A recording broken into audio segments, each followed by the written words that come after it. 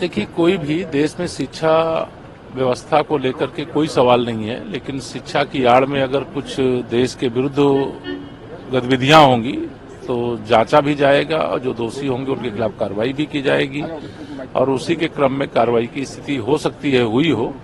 और आने वाले समय में हम लोग इस दिशा में यह मानते हैं कि जो भी गलत रास्ते अपनाएं वो सब सही रास्ते पे आवे, क्योंकि सही रास्ते में उनको भी कोई समस्या नहीं होगी, प्रदेश और देश को भी कोई समस्या नहीं होगी। देशों से ज्यादा फंडिंग हुई है, ऐसा आया है उसमें? नहीं, अभी जो भी आया है मैंने कहा कि उसकी जांच करके जो भी कहीं कुछ गड़बड़ होगा उसके हिसाब से कार्रवाई होगी।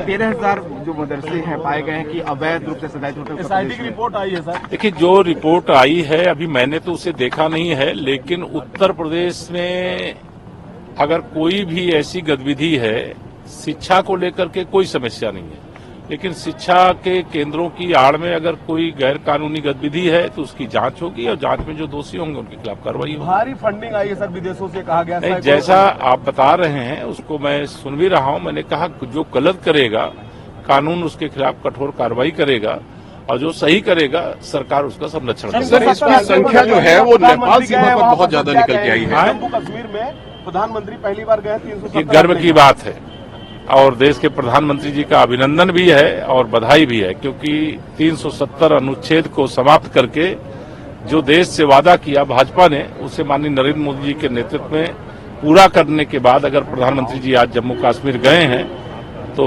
यह जो भारत के माथे का मुकुट है, भारत माँ के माथे का, उस मुकुट की सज्जा बढ़ गई है, उसकी खूबसूरती बढ़ गई है, उसका मान बढ़ गया, सम्मान बढ़ गया।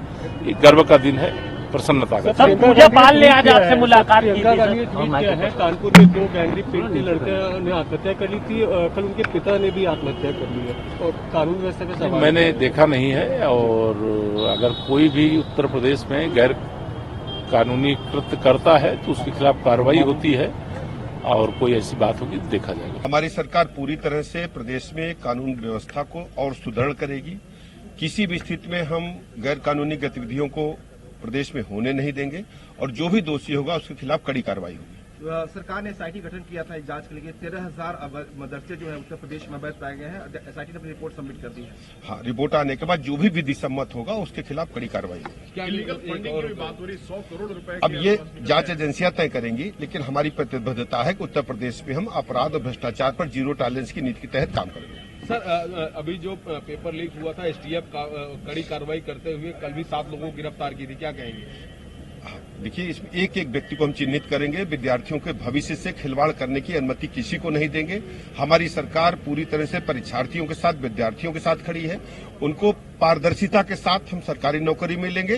किसी भी स्थिति में हम इस प्रकार की कोताही को बर्दाश्त नहीं करेंगे, चाहे अधिकारी हों या जो इस प्रकार के त्वचा लीक कांड में शामिल निजी व्यक्ति हैं, उनके खिलाफ कड़ी कार्रवाई होगी।